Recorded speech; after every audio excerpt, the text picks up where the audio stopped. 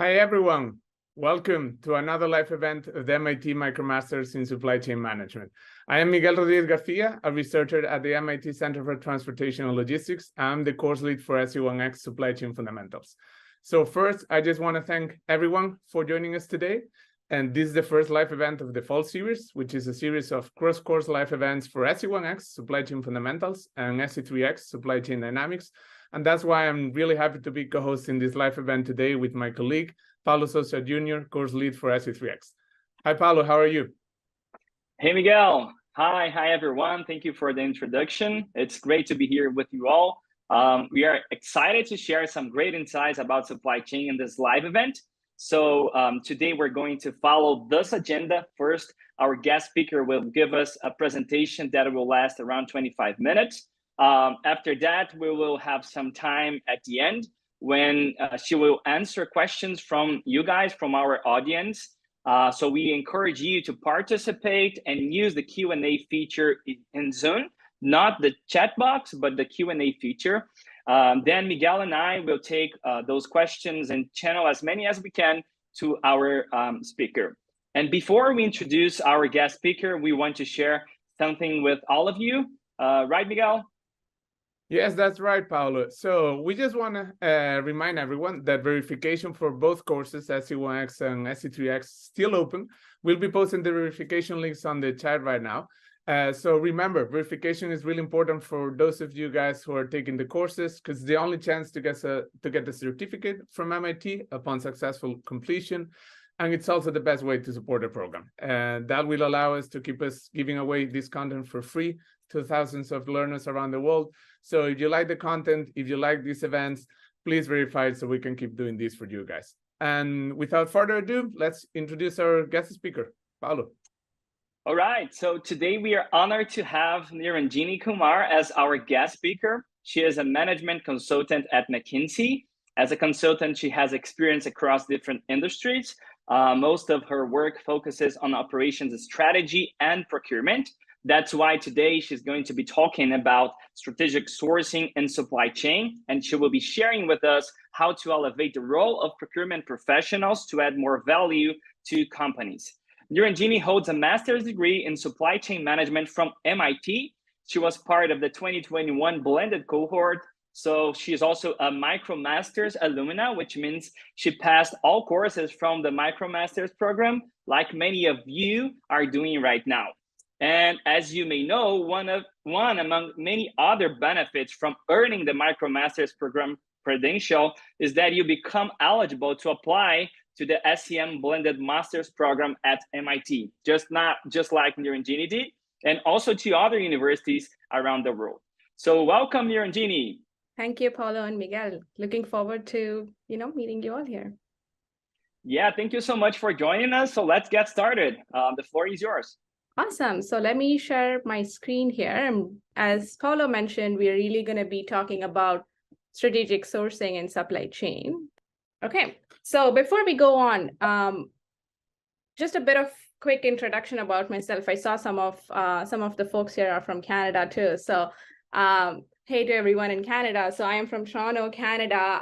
As Paulo mentioned, I'm a management consultant at McKinsey. So prior to that, I've been in the industry at Restaurant Brands International, which is a consumer like food and beverage company, which owns Tim Hortons, Burger Kings, and multiple other brands.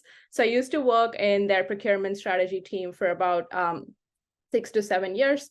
So really familiar with procurement on the end-to-end basis. And at McKinsey, I focus more on like the source to pay as a whole transformation, which we'll talk about in a few minutes.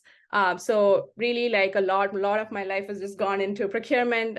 So I'm looking forward to this, having a great discussion with you all. And as Paulo mentioned, have an MIT, went to MIT just like you all did MicroMasters, joined the blended program. And prior to that, I have a background in material science engineering from National University of Singapore. So in my free time, usually like paddling and cycling. So in summers, that's where you'll see me. Okay, so let's move on. So I thought I'll kind of start off with a quick poll or like a chat just to kind of understand the background of the folks here. So If you can just put in your chat, like which industry do you represent, just so that like Paulo and Miguel can kind of let me know like what the response is. So energy, I see energy industry, consumer. That's awesome. And then maybe we'll go into a bit more context on how familiar are you with procurement so that we can make sure we are covering the content accordingly. Okay, so it's a mixed group of people with different levels. Okay, that's perfect. So I guess we'll go into our objectives for today. So given that we have a mixed group of people, a diverse group of people across all the industries and different level of understanding. So I think the first objective is going to be pretty good. So it's really just understanding the end-to-end procurement process and like the different aspects of procurement. And we'll just get deep into that. And then once we have the end-to-end procurement process, I think the second one is going to be the more important chunk. I think that's what you're all excited about. It's really just what are the one or two like big opportunities that we can implement in our procurement function today to drive value to the business. And the third one is, now that we know the process, now that we have the opportunities, like where do we even get started, right? So that's kind of like the framework of what we will cover today. And I hope this this kind of like helps everyone get an overall view and key takeaways that you can take into your work and then start implementing pretty soon. So starting off with the procurement process. So like a procurement process, we usually call it the source to pay process. I know different organizations use different terms, but I'm kind of just having a general view of this. So a source to pay process includes all the activities from the strategic sourcing process all the way to the vendor is paid. So from the time you pick a supplier till the time the vendor is paid. So that is the overall source to pay process. The tricky thing about source to pay process is it has two main segments. One is the source to contract process and the procure to pay process. The source to contract is typically in organizations called the strategic procurement or the category management team. And the procure to pay process is usually, it's probably not even in the same organization that the procurement team falls under. It's sometimes under accounts payable. It's sometimes under supply chain. It's a very different scope and it's a very different type of activities. So usually like source to contract and procure to pay may not be within the same function. So because of this, a lot of procurement professionals are not able to look at the process and optimize the process from an end-to-end perspective. Everyone's kind of focused on their role, what their team does, what their objectives are, and therefore there is a lot of opportunities lost because of that silo-based approach. So, which is why here we're going to start off with what does the end-to-end process looks like, and where are the overlaps, and how can we navigate this and make sure we are looking at it holistically all the time. Right? So source to contract process. I think many of you I saw are familiar with the procurement process. So this is probably the process that everyone's most familiar with, which is the category and spend management. So here what you would do is you would understand the overall spend portfolio of your company and organize it by categories. Which suppliers are you buying from? What is the quantity? Really getting a good understanding of your spend base. And then once you have a good understanding of your spend base, then you start analyzing opportunities. Do you have a tail spend? Do you have a non-consolidated spend? Do you have anything that's not under contract, which could go under a contract? Do you have multiple suppliers, each charging different prices? Is there a price arbitrage analysis that you can run and move everything to one supplier? So you are coming up with initiatives and coming up with opportunities on how to optimize your spend here. And once you come up with opportunities, that's when you draft your category strategy. Your category strategy could be holistic. It could have all these opportunities. Which suppliers do you want to choose? Do you want to have a dual sourcing model? How critical is this to the business? And what impact do you wish to drive from this category? So the category strategy could be 1 year. It could be a 3-year category strategy. It could be a 5-year category strategy. I think that really depends on the procurement policies of the company. So once you have a category strategy, you move on to the next big step, which is the vendor selection negotiation. So here you will research potential suppliers that suit your profile. So this could be from any kind of data analysis or industry reports. You could have a third-party report who could do a third-party provider who could find new suppliers for you. And then you could also have like trade shows, where you can bring in suppliers and they can share the more innovative products and what they are working on. And once you have a list of suppliers that you've shortlisted to consider for this negotiation, you would then start looking at the supplier capabilities and track records. So in terms of supplier capabilities, some of the key things you would look at are, is the suppliers, what are their service levels? What is their fill rate? And do they have a good quality and safety certifications? Are they capable of innovation and innovating with your company and partnerships? And then like what was their performance record like last year if there was an incumbent supplier? If they're a net new supplier, can you get any references from some of their other customers so that you really get a good understanding of what you're going to be getting into and what are the type of partnerships that you want to be establishing with the suppliers. So with this, you have a really good understanding of what you need for your products. You have a really good understanding of where your suppliers are and what you need from your suppliers. So with these two pieces of information, then you would go on to the next step, which is kicking off the RFP.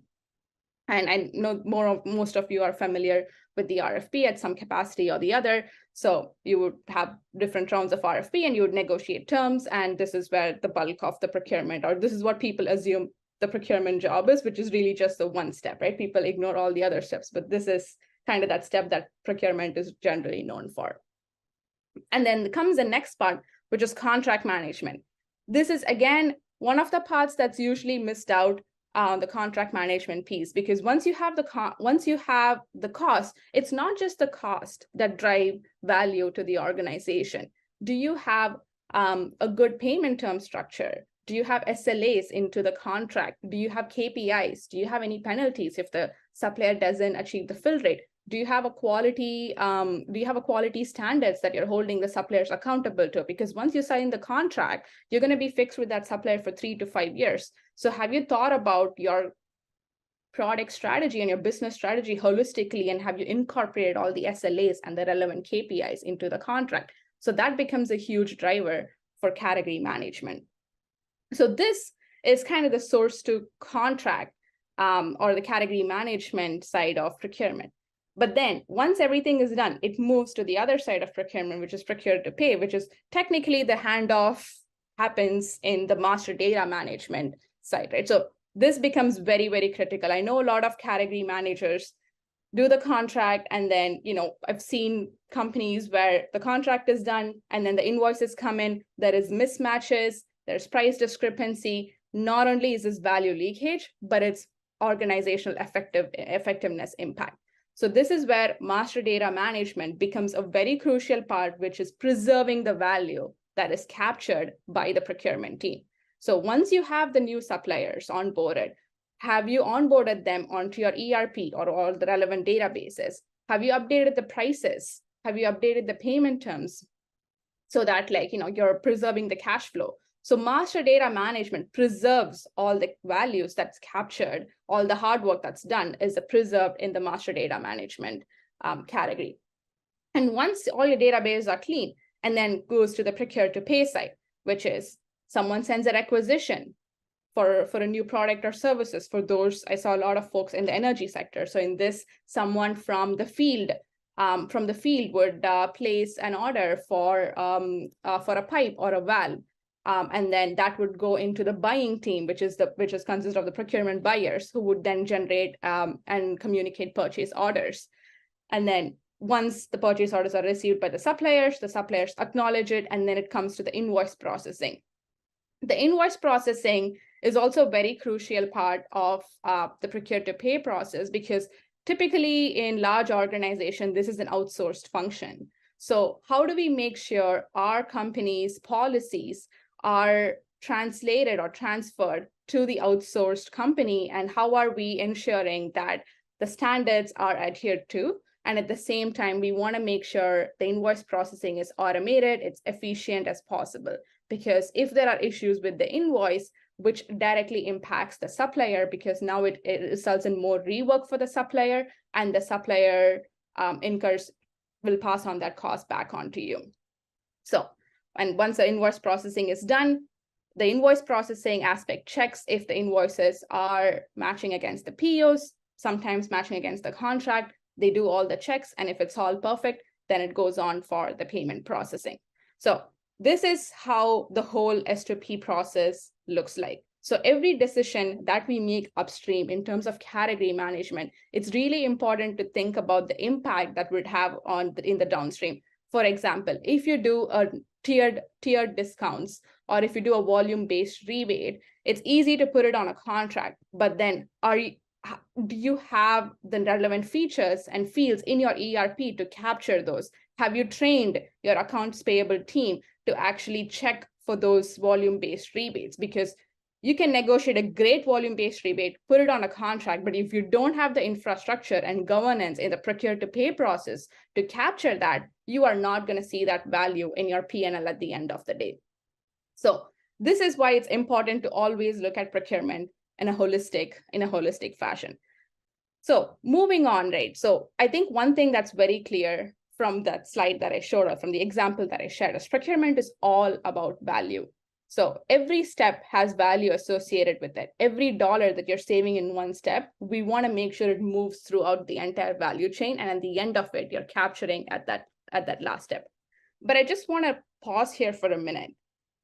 Procurement value, it's not just a bottom line savings. We always talk about bottom line savings, which is very easy to quantify. And I think that's what we are mainly focused on. Yes, that is true. But there's also these other aspects of procurement where there's value to the organization, which we need to think about when we are thinking about our RFPs, our category strategies, or our supplier selection. Quality and reliable products. Are we engaging the right suppliers to make sure we are providing the good quality and reliable product for our organization? Do we have the right partnerships in place? Are our suppliers driving innovation for the company, which also drives to the overall revenue and growth of the company? Is it improving our company's competitive position in the market because we have better products, we have more innovative products, and we are able to get into the market faster than the others? Third one, productivity and efficiencies. So here I want to go back to the procure-to-pay process. When the supplier sends an invoice, are we turning around an invoice very quickly? And are we paying the suppliers on time? Is our response rate pretty good? And because if it's good, then it's going to be an efficient process for everyone. Or are we getting stuck in like process redundancies? And that's again a procurement. That's again procurement contributing to the overall efficiencies of the company. The fourth one is like running operations without disruptions. Do we have strong contingency plans in place, which we're going to cover in a bit as well? How can we make sure our business is running smoothly, and do we have the right infrastructure in place from a procurement standpoint to enable that for the company? The one that's becoming more and more popular is sustainability and CSR. So we have a lot of sustainability governance in place. We have standards requirements. We have reporting requirements. They're all different for EU, for North America. So as procurement professionals, we are making the decisions for the company in terms of sourcing strategy. We select the origin of the supplier. We need to understand the traceability. So are we selecting the right suppliers who can support the latest requirements and who can also evolve with the ever-changing requirements? And then finally, like compliance and governance. So this is in terms of the contractual risk for the company. Are our contracts well protected? Do we have the right indemnification clauses in place? And are we being compliant with all the regulations and policies that is set by our different geographies? So like, just to kind of like scale back here, like procurement is not just about the dollar savings. There is really just a lot of factors that's enabling the business, growing the business, protecting the business from any disruption. So it's always important for us to just take a step back and think like, are we thinking about the holistic strategy? It's not just the end-to-end, like from a value driver perspective. Are we covering all the value drivers? Is our procurement enabling the business at the end of the day? So there's a lot of value in procurement. And we just need to make sure we're constantly pushing for it, constantly thinking about it. And like today, there's three things that we can take on from here. The first thing is, how can we capture value? So we talked about different levers of value here. The first one is, how can we capture the value? This is new opportunities. And the second one is, how do we preserve the value? So once you have captured all these value, both qualitative and quantitative, how do we preserve it? And that's throughout the entire procurement lifecycle. And then the third one is, how do we enable value, right? Like, how do we be an enabler to the overall business growth of the organization? So today, because of like the time that we have, really just want to get into like two main examples of capturing value and preserving value. And if time permits, we can discuss about enabling value. Okay. So let's come to the first segment, which is capturing value. So here is an example of a cost breakdown of any product, any widget, or it could be services. I know I have materials in here, but you could replace that with services as well. So here is a cost breakdown of the model. I think there's two questions to ask here. The first one is, do we have this level of understanding for all our products in the system today, or even for our critical products in the system today? So that's question number one that we need to ask ourselves. Second question we need to ask ourselves, out of this cost breakdown, which of these breakdowns could we actually negotiate? Can we negotiate every single aspect, or is there only like 2 or 3 items that we think we can negotiate? Here is the answer, right? You can pretty much negotiate everything in this cost breakdown model. And we'll go into like one by one examples. The first one is the material cost. This is probably like, you all probably thought you could definitely negotiate the material cost. You're absolutely right. Material costs are probably the most straightforward cost you can negotiate, because we have commodity trends available, we have industry reports, there's benchmarks, and there's so many data sources online that if you know what material it is, if you know the raw material breakdown that goes into it, you can easily negotiate the material costs, right? And then next comes the tricky part, which is the labor cost. Can we really negotiate the labor cost? Labor costs, they are generally fixed because you might have minimum wage regulations, and you might have certain other wage regulations or regulations, which is true.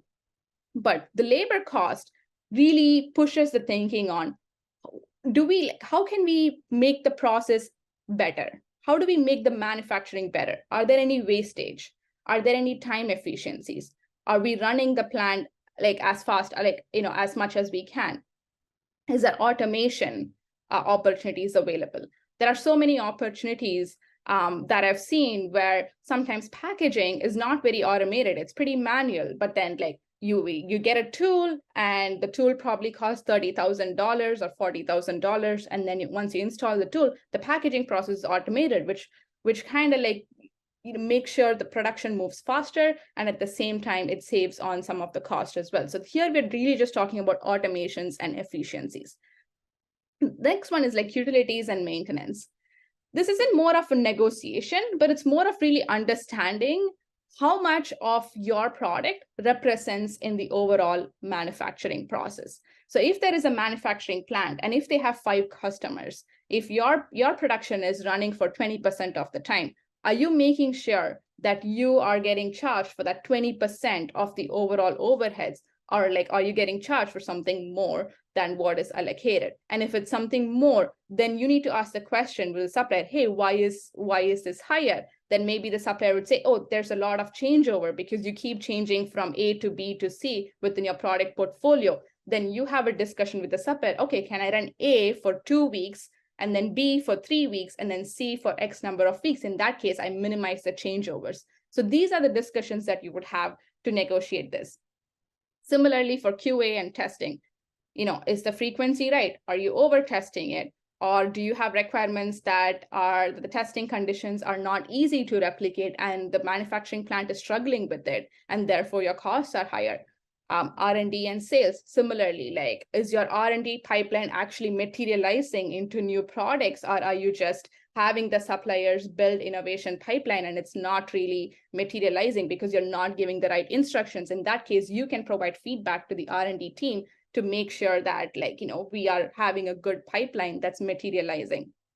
And then finally, margins. I'm sure this is one of the things that you have, you thought we could negotiate as well. With margins, it's benchmarking with other suppliers. And here you could also give additional volume to the suppliers. Here is where you have a true discussion, right? If you're planning to give 50% of your business, what if you give 70% of the business? In that case, you can have a true discussion about like a partnership model where you can negotiate the margins.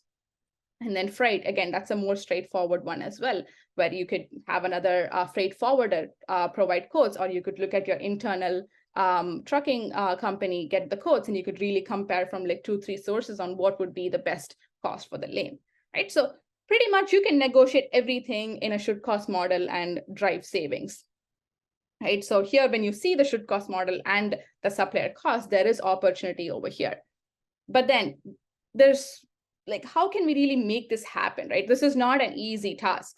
I think the first thing is you need leverage with the suppliers, right? So do you have another option? Like, do you have that volume leverage that you can actually have a discussion about their manufacturing plans? You can visit their manufacturing plans and actually like take a look at all these like labor costs, utilities, and so on.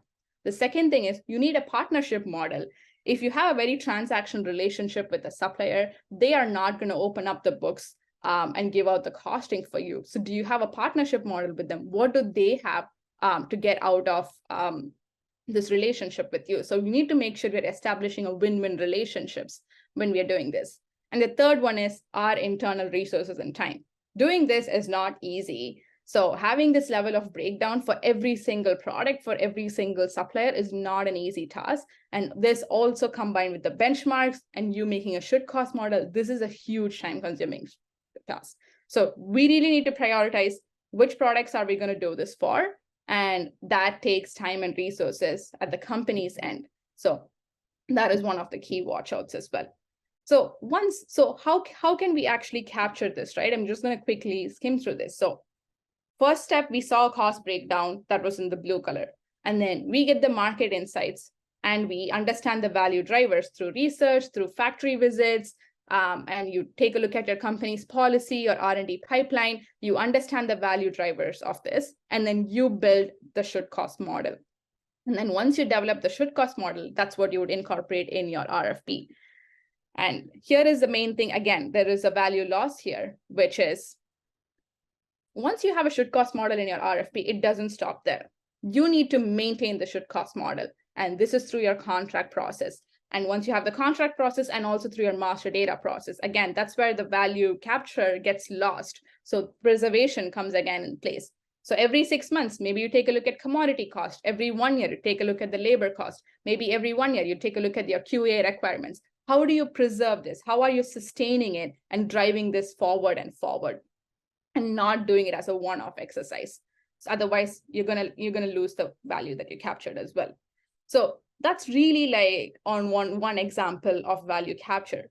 I started touching upon value preservation, and I think you're kind of getting the gist of like tactically, how are we preserving the value that we capture? But I want to change the direction a bit over here. Want to look at strategic value preservation over here. And I know with COVID, procurement has been facing a lot of challenges with the cost, with shortages, and so on. So I want to like swap it to a strategic value preservation, which is contingency planning. So in contingency planning, are we ready to handle a disruption? I think the general answer would be yes, because I have dual source, I have a safety stock. There's so many things that, in large procurement organizations, I have a contract in place, everything is great. So, but then here is really just understanding strategically, like, how can we make sure we are ready to face a disruption, right? So the first one is assessing the level of risk. The answer may be yes for everything. Yes, you may be able to handle a short-term disruption. In some term, a long-term, a mid-term disruption. But what is really a long-term impact?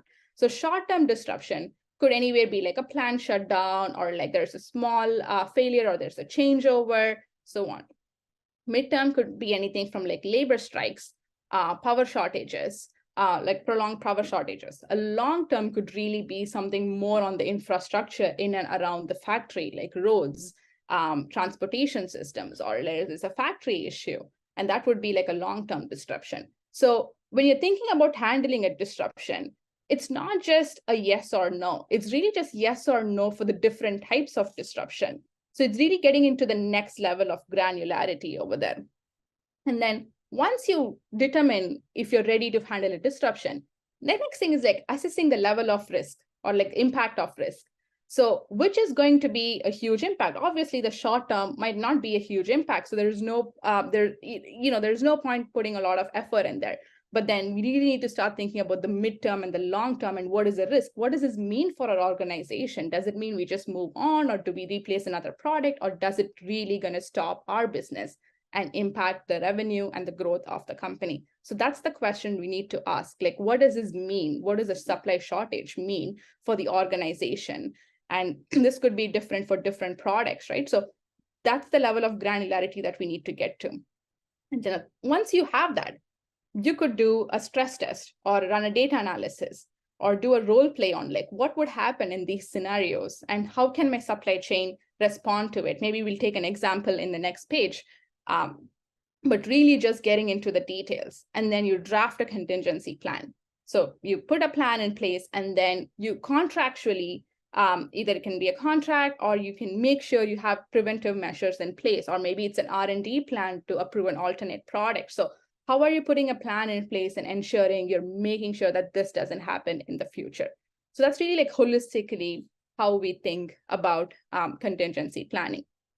So if I move on to the next page, here is an example. So we're saying we are seeing a line shutdown due to a tool failure. So maintenance manager has advised it would take about 5 weeks to repair and reinstall the tool. So we know because of this, the production will only resume after 6 weeks. And this is a critical product for your business, right? So this is important to ensure we have consistent supply. So an example, we have an inventory about 1 week at the warehouse, in transit half a week, vendor at a week. They have another line, which is great, and that can run at a regular capacity at 25%. So totally, we have about 4 weeks of supply, but we're estimating a supply gap for about 2 weeks, right? So which is fine. But this is an important product to your business. So what actions can we take over here? So again, depending on the level of impact and the shortages, and depending on the criticality of the product, we can think about these are the preventive measures that we need to take in place, right? So it can be a dual source. Can we make sure it's a multi-sourced with other suppliers? How do we increase the safety stock, both internally and externally? Can we increase the capacity at the production lines? Alternate products, alternate facilities, safety stock of the tools. So why don't we, if there's a tool failure, has this tool failure happened often? Can we buy another tool if it's $10,000, but it preserves the growth of the business?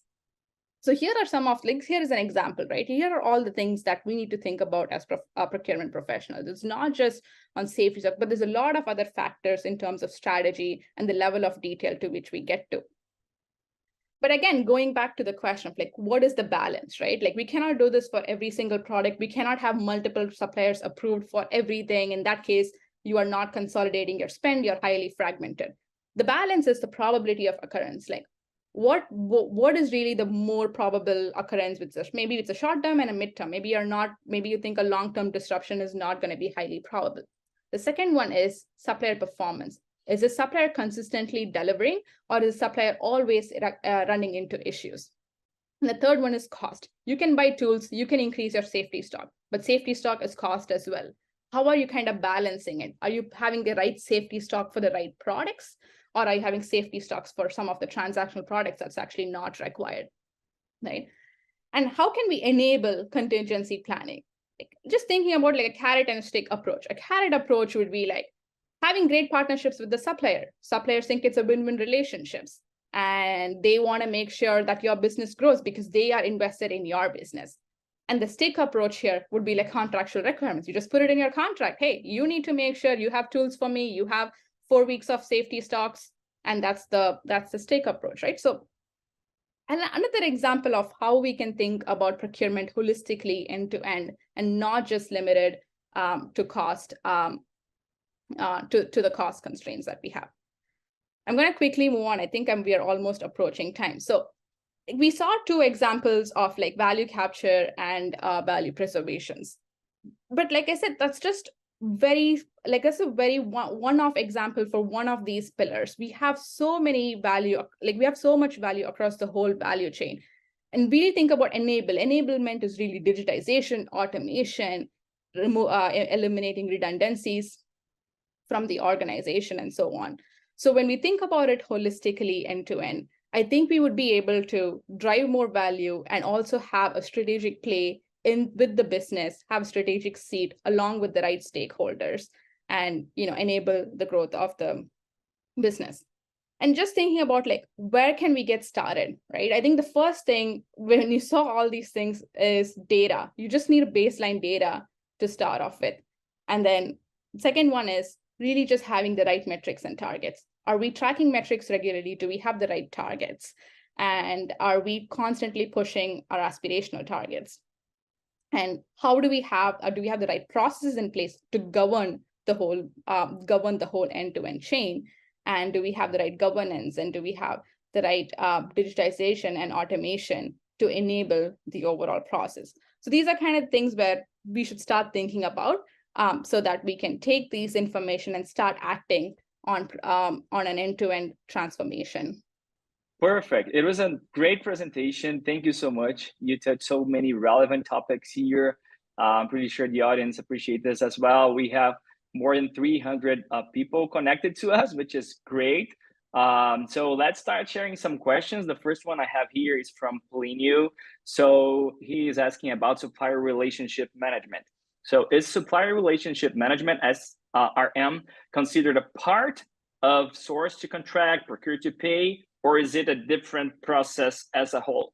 And how can a company implement it to generate value? Okay, so supplier relationship management, they almost have two aspects to it. One is on the source to contract piece, there's a supplier relationship management. So here what you're doing is you're creating supplier scorecards. And how are they performing in terms of QA, R&D? How are they in terms of cost, in terms of innovation capabilities? Do they have a contingency plan in place? So here is where you would have your strategic supplier scorecard management. And then on the transactional side, you would still have a supplier management, where here is where are they paying the invoices on time? Are they supplying the invoices at the right standards, or are they submitting wrong invoices all the time, which is creating inefficiencies within your organization?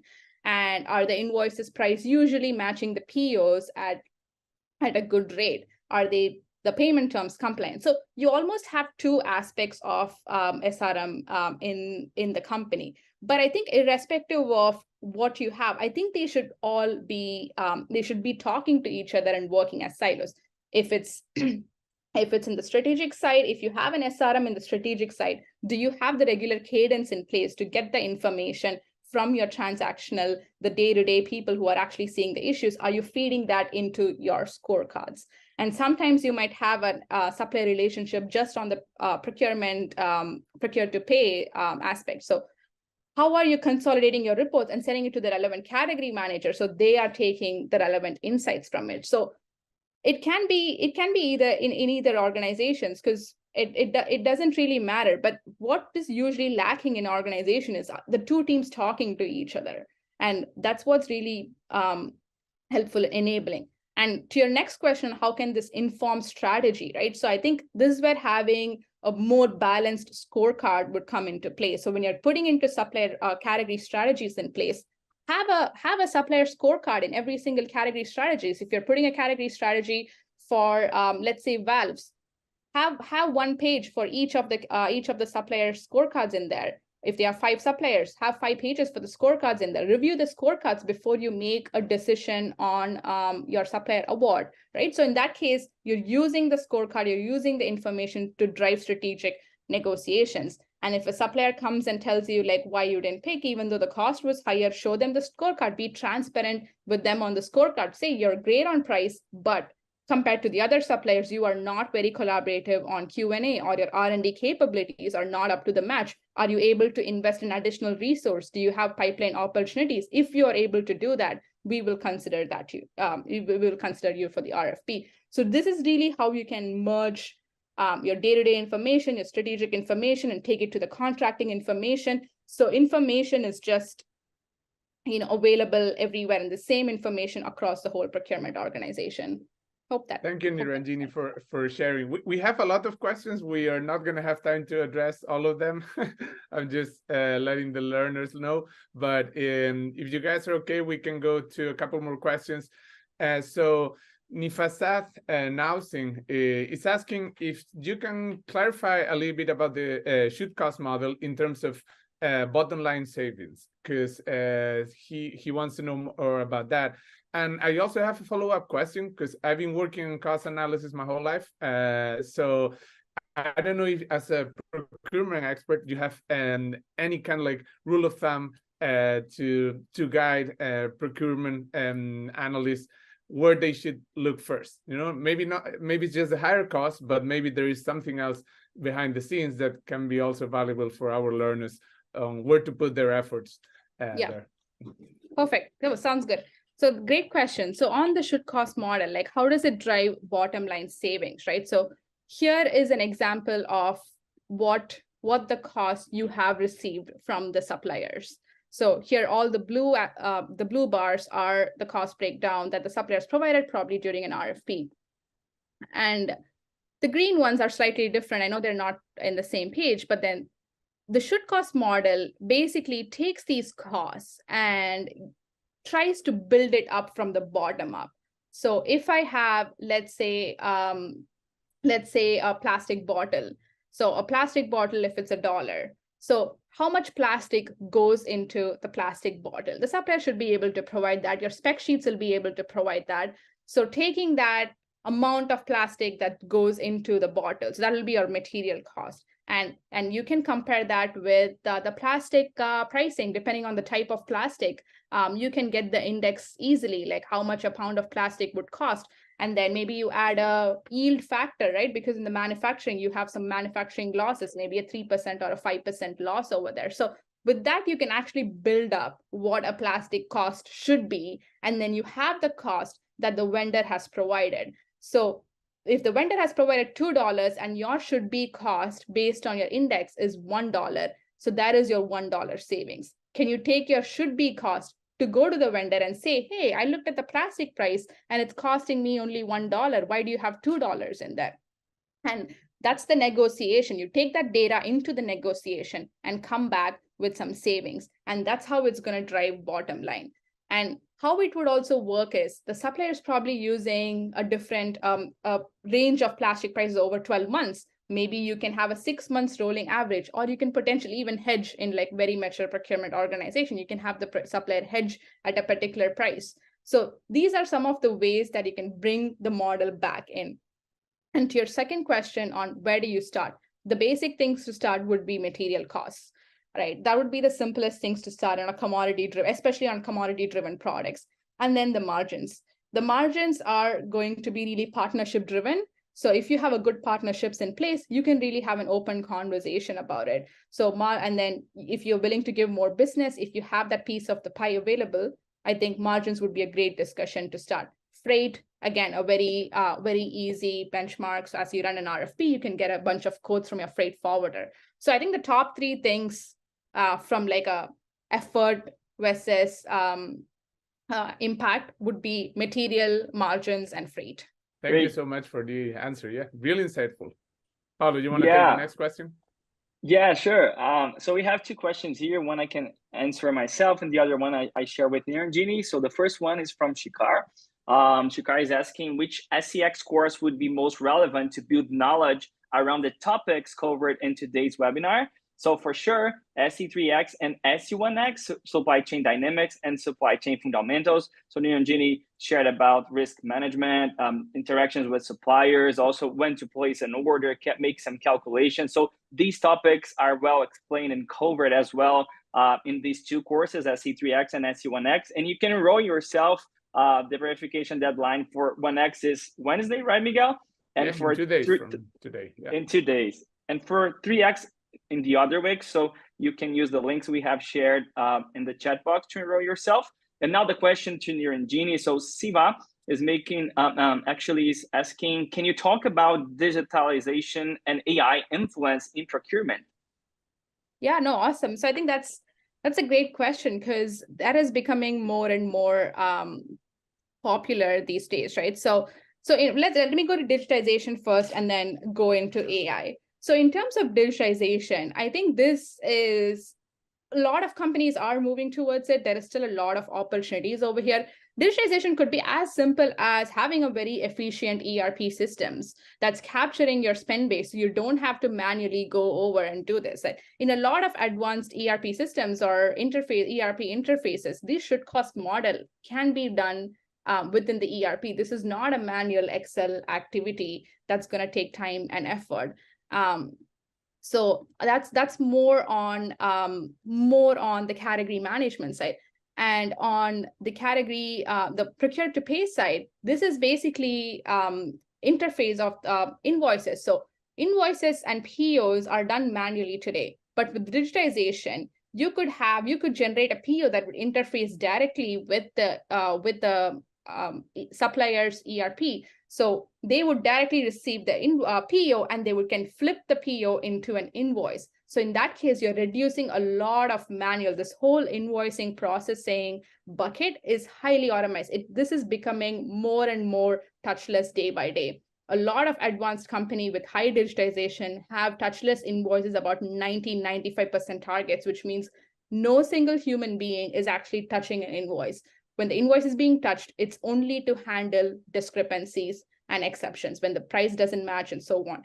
Otherwise, it's just seamless throughout. And when the invoice comes in, it gets automatically matched to the vendor. It does the price check automatically against a PO, and it turns around and goes ready for the payment queue. So that's where digitization could have end to end, right? And then coming into AI. So I think with AI, there's a lot of, I think a simple, in a more simple AI or like more traditional AI would be on your spend management. There's a lot of tools today on like spend cube tools that you can purchase, or like you can integrate into your ERP, which does a lot of these analytics for you, like a price arbitrage analytics, a tail spend analytics. So those analytics, a lot of those that I even talked about, they can all be done by advanced analytics tools today. There's more and more coming up on Gen AI with like chatbots for like negotiating like transactional spend data, where you can find suppliers for like non-critical aspect of it. There's chatbots and like Gen AI for contract management pieces, just making sure your contract, making sure Gen AI kind of highlights the risks that's associated with your contract. And then there's more coming up these days, but I guess that's more evolving. But I think the fundamentals of AI would really be on the spend cube and on the procure to pay aspect, because procure to pay is very manual in most organizations today. So having a good ERP and having the right interfaces, like a vendor portal, which can incorporate even an RFP inside, like an Ariba or a Coupa can kick off RFPs and receive invoices. They have the whole S2P process integrated within them. So that's kind of like some of the digitization automation opportunities available out there. Thank you so much, Niranjini, for sharing so much with our learners. I think we probably have to leave it here, because we want to be really respectful with everyone's time. And so again, thank you so much to everyone also who decided to join us today. It's been a super insightful session in procurement. And before we say goodbye, I just want to remind the audience a couple of things. This was the first live event of the fall series. We still have one more upcoming webinar. It's going to be in early November, probably. So stay tuned for that. Also, Paulo mentioned enrollment for SE1X and SE3X is still open, but closing very soon, actually. And if you're enrolled in one of those courses, verification also closes in 2 days for SE1X and 1 week from now for SE3X. So we encourage you to go ahead and verify right now by clicking on some of the links that we shared before. Finally, again, thank you, Niranjini, for the session. It was amazing. Thank you so much, Paolo, for everything too. So if you want to share any final words with the learners, feel free. Thank you all. Thank you so much, Niranjini. It was great to have you here with us. Thank you, everyone. You guys have been amazing. Great questions as well. Yeah. Goodbye, Thank everyone. you, everybody, for joining. Have a great week.